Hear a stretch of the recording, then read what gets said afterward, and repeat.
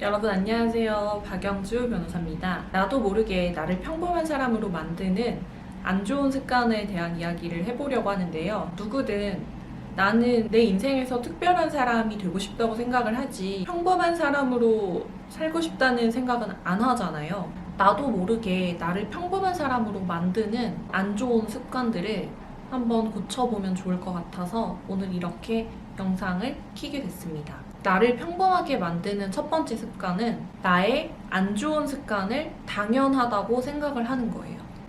나한테 있는 안 좋은 습관 하나만 얘기해봐요. 없습니다. 아마 대부분의 사람들이 나는 안 좋은 습관 없는데? 라고 생각을 할 거예요. 왜냐하면 그게 너무나도 나에게 당연하기 때문에 이게 안 좋은 습관인지조차도 인지를 못하는 거죠. 예를 들면 우리가 공부를 하면서 오늘 나 기출문제 풀고 강의 듣고 집에 가야지 이렇게 생각을 했는데 기출문제를 못 풀었어요.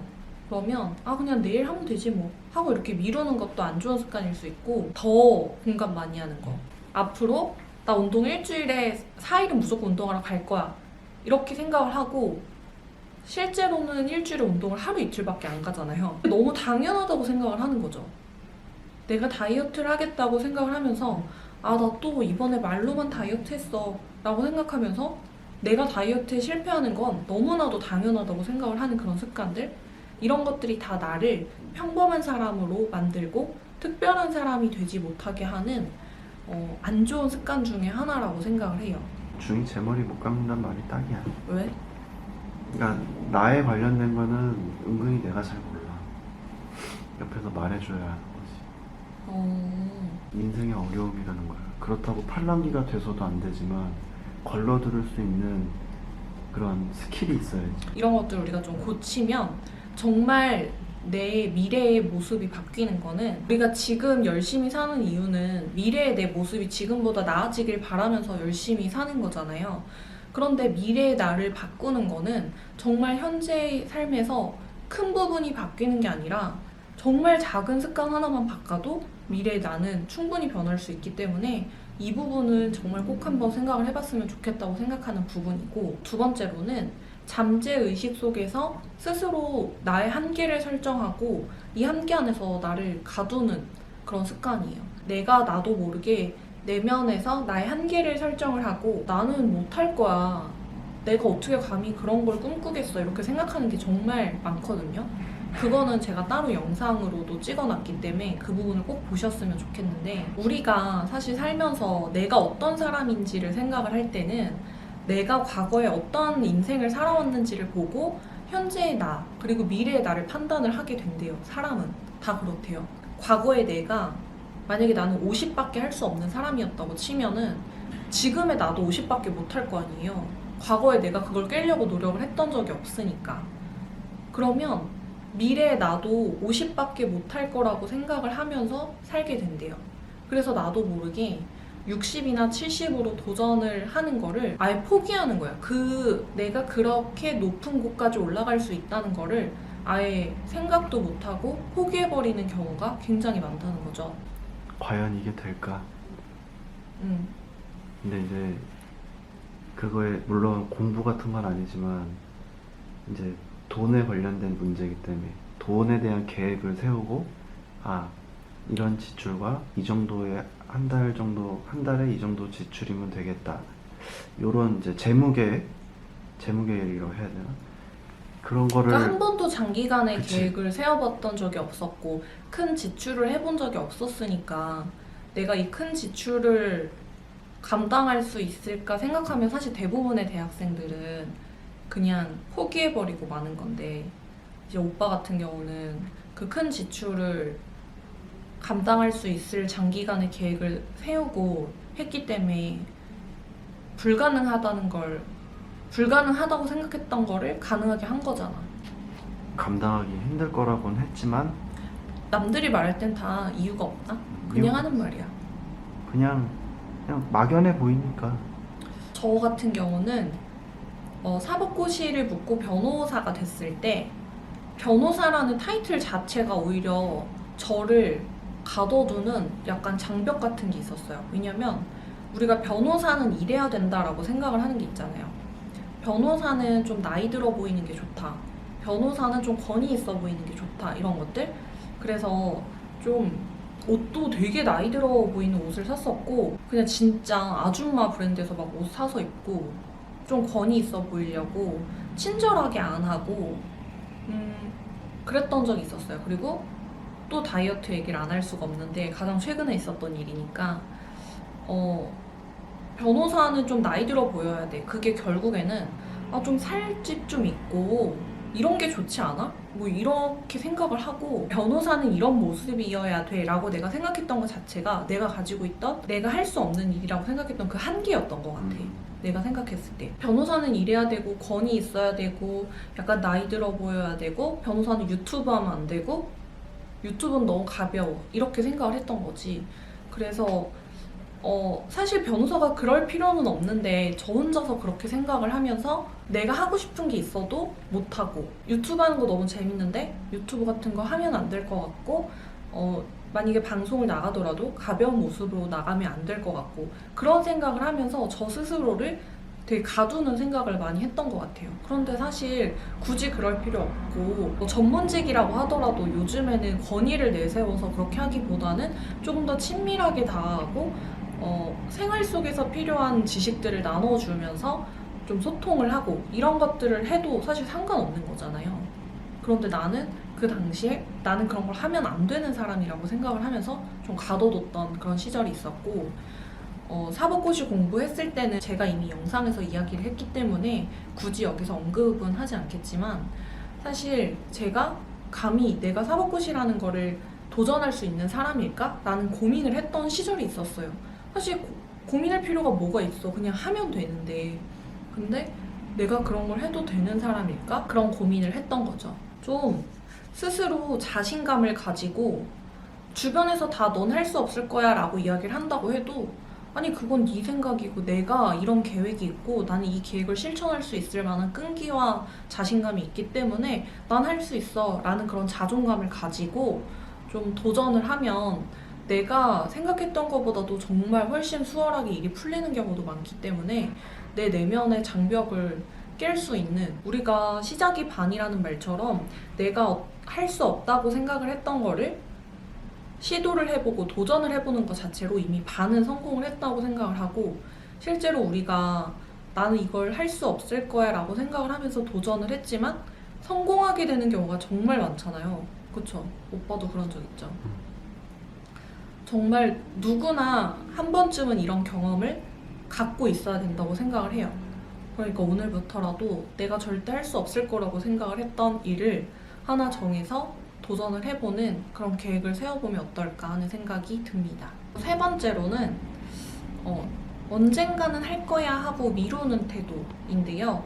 사실 우리가 정말 일상생활에서 난 언젠가는 할 거야 하면서 미루는 거를 굉장히 일반적이고 아무렇지도 않게 하는 경우가 많은 것 같아요. 사실 제가 사법고시 붙고 나서 연수원에 갔을 때 사법연수원 안에 저보다 언니 오빠들이 되게 많았거든요. 언니 오빠들이 사법고시 합격한 이야기를 들어보면 뭐 저보다 공부를 오래 해서 나이가 많은 언니 오빠들도 있었지만 그 전에 막상 사법고시를 치겠다는 결심이 안 서서 공부를 안 하고 다른 회사에 들어갔다가 도저히 이 꿈을 포기를 못 하겠어서 회사를 다니다가 나와서 공부를 해서 합격해서 좀 늦은 나이에 합격을 한 그런 경우도 있었고 사법고시는 못 하겠는데 그럼 뭘 하지? 하고 좀 방황하다가 결국에는 사법고시를 쳐야겠다 하고 돌아와서 시험을 쳤던 그런 언니 오빠들도 되게 많았거든요. 언니 오빠들도 항상 저한테 했던 얘기가 내가 이렇게 사법고시를 결국에 칠 줄 알았더라면 그냥 좀 일찍 시작할 걸 그랬다. 그런 이야기를 되게 많이 했었어요. 저는 좀 뭐가 하고 싶다라는 생각이 들면은 바로 하고 좀 미루는 거 굉장히 싫어하고 어떻게 보면 좀 충동적으로 하는 편이어서 미루는 습관은 좀 없는 것 같아요. 내가 뭘 하고 싶다고 생각을 하면서 미루는 게 있는데 그거를 미룬다고 해서 보통은 다들 핑계가 있잖아요. 내가 조금 더 준비를 완벽하게 한 다음에 시작을 하겠다라고 생각을 한다든지 아니면 아직은 내가 좀 부족한 사람인 것 같아서 못하겠다라는 생각 아니면 나 그 정도로 간절하진 않아. 지금 당장에 내 인생에서 뭔가를 포기하고 이 도전을 할 만큼 간절한 건 아니야. 이런 생각을 하면서 미루는 경우가 있는데, 사실 내가 정말 하고 싶다는 생각이 든다면 저는 그걸 굳이 미룰 이유가 없다고 생각을 하고, 지금 전에 제가 얘기한 그런 핑계들도 저는 그냥 핑계일 뿐이라고 생각을 해요. 당장에 하기에 뭔가 뭐랄까 그냥 귀찮고 부담스러운 마음이 더 커서 못하는 거라고 생각을 하는데, 막상 그거를 벌려놓고 나면 또 하면서 받게 되는 성취감이 있고, 하다 보면 항상 많은 사람들이 하는 말이 내가 이걸 왜 지금까지 안 했지? 그런 이야기를 하잖아요. 제가 얼마 전에 이제 또 상담을 받았던 내용이 있는데, 그분 같은 경우는 수능을 다시 치고 싶었대요. 근데 이미 지금 다니는 학교도 너무 괜찮은 학교예요. 수능을 다시 보고 싶었지만 주변에서 아니 지금 다니는 학교도 좋은데 왜 굳이 다시 수능을 치려고 하냐고 계속 말려서 그거를 미뤄왔대요. 계속. 아 그래 뭐 좀 더 고민해보지 뭐 나중에 포기가 될 수도 있겠지 뭐 하면서 이렇게 계속 미뤄오다가 결국에는 그 꿈이 포기가 안 돼서 결국에 이제 다시 수능을 치게 됐는데, 수능을 치고 나오면서 눈물이 되게 났었다는 거예요. 왜냐면 막상 쳐보니까 별거 아니었대요. 아, 나는 지금까지 수능을 다시 본다는 것 자체가 인생에서 엄청나게 큰 도전이고 뭔가 많은 걸 잃게 되거나 인생이 엄청나게 크게 변화할 줄 알고, 그동안 주변에서 그리고 다들 말리니까 아 나는 지금 당장 하면 안 되는 건가? 그런 생각이 들어서 그걸 계속 미뤄왔었는데, 그렇게 오랜 기간 동안 미루다가 수능을 쳐봤는데 막상 쳐보니까 별거 아니었던 거예요. 내가 하고 싶다는 마음이 들었던 그 당시에 즉시 내가 이걸 했었다면, 내가 수능을 다시 치고 싶다는 마음이 들었을 때 바로 이 시험을 다시 쳤었더라면 수능을 다시 칠까 말까 망설였던 그 시간들이 아깝지 않을 텐데, 이런 후회가 막 생겼대요. 내가 정말 하고 싶었던 일이었는데 왜 내가 이걸 여지껏 망설였을까 하는 그런 후회의 눈물이 되게 났었다는 이야기를 하시더라고요. 미룰 핑계를 찾기보다는 그냥 올해라도 당장 했으면 좋겠어요. 내가 이걸 한다고 해서 정말 뭔가를 잃거나 미rum으로 인해서 내가 얻는 것보다는 지금 당장이라도 뭔가를 시도해서 얻는 게 훨씬 더 많기 때문에, 이제 올해가 시작된 지 얼마 안 됐잖아요. 올해 하나 정도, 내가 밀어놨던 거 하나 정도는 올해 이루겠다, 이런 생각을 가져보시면 좋지 않을까 하는 생각이 듭니다. 네 번째는 우리가 가장 많은 시간을 함께 보내는 사람을 닮아간다는 걸 기억을 해야 돼요. 인간관계에 대한 이야기인데, 우리가 사실 주변의 인맥을 관리하지 않는 경우가 되게 많잖아요. 내 주변의 친구가 어떻게 하다가 나랑 친구가 됐는지를 한번 생각을 해보세요. 의외로 내가 선택을 해서 친구 관계가 생긴 게 아니라 그냥 술 먹다가 친해져서, 집이 가까워서, 취미생활이 맞아서, 아니면 고향 친구라서, 어릴 때부터 알았던 친구라서 계속 같이 연락하고 지내다 보니까 그냥 친구가 된 그런 경우가 훨씬 더 많을 거예요. 함께한 세월이 길면 길수록 내가 의리를 지켜야 돼, 이렇게 생각을 하지만 사실은 그 사람하고 함께 지내온 세월이 그렇게 별거 아닐 수 있다는 거예요.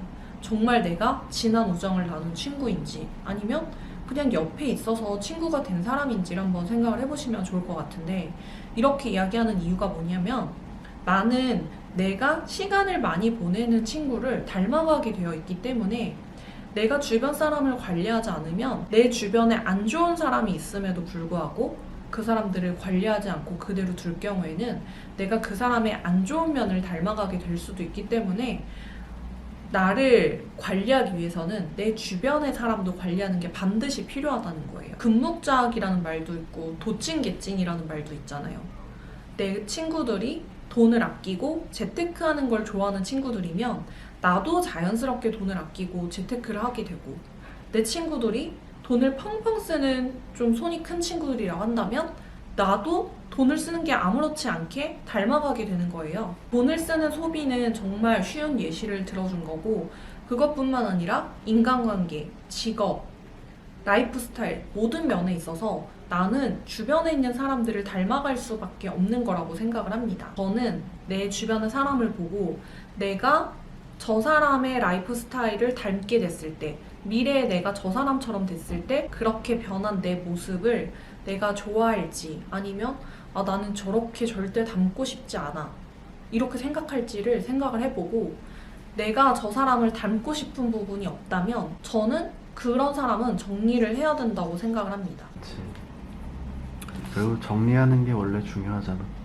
맞아, 원래 더하는 것보다 빼는 게 인생에서 더 중요한 거라고 했어요. 저는 요즘에 이제 5년 뒤에, 10년 뒤에 어떤 모습일까를 생각을 하면서 현재 인생을 사는 걸 되게 중요하게 생각을 하고 있어요. 그래서 제가 요즘에 관심사도 바뀌고 있고 중요하게 생각을 하는 것도 바뀌고 있는데, 이런 부분에 대해서 상대방과 대화를 하고 가치관을 공유를 했을 때 저랑 잘 맞지 않는 사람이라고 생각을 한다면 요즘에는 좀 정리를 하는 편이에요. 왜냐면 지금 정리를 하지 않고 우정이라고 생각을 해서 같이 시간을 보낸다 하더라도 결국에는 인생에서 큰 방향이 다른 사람이라면 저는 언젠가는 멀어질 수밖에 없는 사람이라고 생각을 하고, 저하고 가치관이 맞고 나랑 같은 시간을 많이 보냈을 때 서로에게 긍정적인 효과를 주고 서로를 존경할 수 있는 사람하고도 시간을 보내는 것도 사실 요즘에는 되게 어렵잖아요. 세상이 너무 바쁘고. 인간관계가 예전에는 좀 넓고 얕더라도 좀 넓은 걸 좋아했다면 요즘에는 좀 좁더라도 깊은 인간관계가 결국에 살면서 인생에 도움이 된다는 생각이 들어서 그렇게 하고 있습니다. 나는 딱 인생에 좋은 친구는 한두 명만 있어도 차고 넘치는 것 같아. 친구 몇 명 있어요? 한 명. 누구? 누구?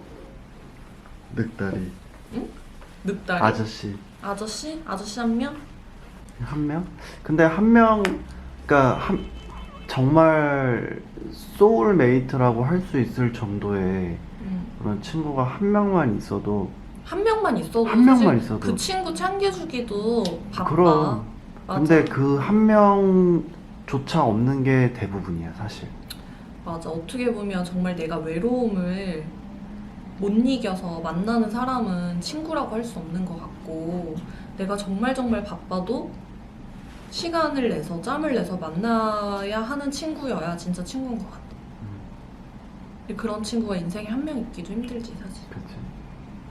그런 친구 한 명이 있다는 것만 해도 성공했다고 볼 수 있지. 그래서 오늘 이렇게 오늘 영상을 보고 한 번 더 자기 생각을 정리할 수 있는 시간을 가지셨으면 좋겠습니다. 그러면 오늘 영상은 여기까지 찍도록 할게요. 안녕.